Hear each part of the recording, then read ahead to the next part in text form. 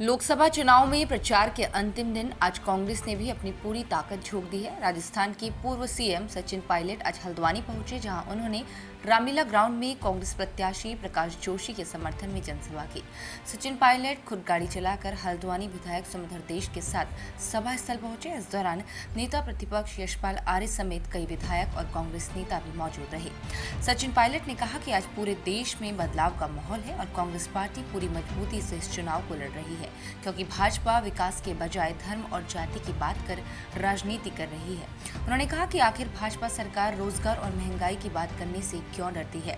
आज नेताओं की आवाज दबाने और विपक्ष को खत्म करने की कोशिश की जा रही है, इसलिए जनता परिवर्तन का मन बना चुकी है और 4 जून को ये सबके सामने होगा। जैसे मैं आपसे कह रहा था, प्रेम भाव के, मर्यादा के हमारे प्रतीक हैं और इन लोगों ने यहाँ पे नफरत फैलाकर उनके नाम से जो जयकारे लगाते हैं, नफरत जो फैलाते हैं समाज में, बूथ पे तटस्थ हम लोग रहे और हर हाल में भारी मतदान भाई प्रकाश जोशी जी के पानी एक मजबूत स्तंभ रहा है कांग्रेस का। हमेशा जिले में मैं पंडित तिवारी जी के समय की बात कर रहा हूं, से लेकर मेरी स्वर्गवासी माता जी तक आप जनता के बीच में निडर होकर जाना है। जनता परिवर्तन को तैयार हो चुकी है, जनता इनकी नीतियों से त्रस्त हो चुकी है। अब समय आ गया है वो जो आज एक बदलाव का माहौल है। मैं अनेक राज्यों में गया हूँ और ख़ासकर उन राज्यों में जहाँ भाजपा और कांग्रेस का सीधा मुकाबला है, उन तमाम राज्यों में मुझे लग रहा है कि कांग्रेस पार्टी का बहुत बेहतर प्रदर्शन होगा।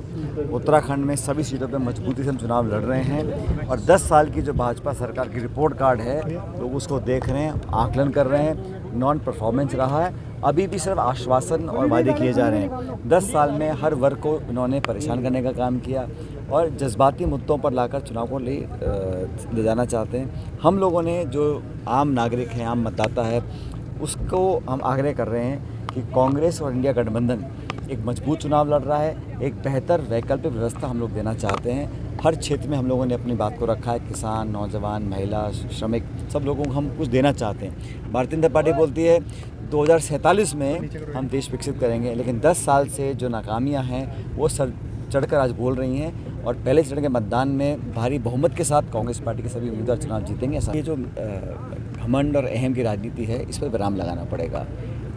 आक्रमण की राजनीति, प्रतिशोध की भावना की राजनीति, बदले की भावना की राजनीति, कांग्रेस पार्टी के खातों को आप बंद कर दें, मुख्यमंत्रियों को जेल में डाल दें, नेताओं की आवाज़ को दबाएं, विपक्ष को ख़त्म करने का काम करें, 150 सांसदों को निलंबित कर दें।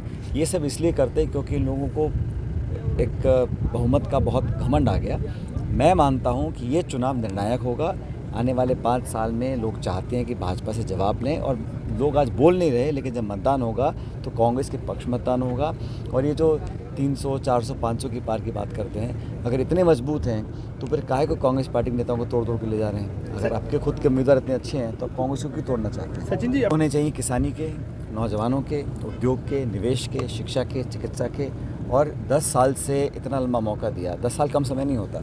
अब सरकार के 10 साल हो गए, 5 साल और मांग रहे हैं, और जो नौजवान फौज में जाना चाहते हैं अग्निवीर, उनको सिर्फ 4 साल दे रहे हैं। तो ये जो भेदभाव हो रहा है, ये स्वार्थ की राजनीति है और मुझे लग रहा है कि इसमें भी कहीं ना कहीं जो प्रचार है, प्रसार है, अखबार, टीवी, होर्डिंग, बैनर, व्हाट्सएप, वो सब अति हो गई है। और हर चीज़ पे हिंदू मुसलमान करना, हर चीज़ में भावनात्मक मुद्दों को लेकर आना, उसका कोई लाभ नहीं मिलेगा। हम विकास की राजनीति करते हैं और संवेदनशीलता से बोलना चाहता हूँ कि इस देश में संवैधानिक संस्थाओं को नीतिगत तरीके से कमज़ोर करने का काम केंद्र की सरकार कर रही है।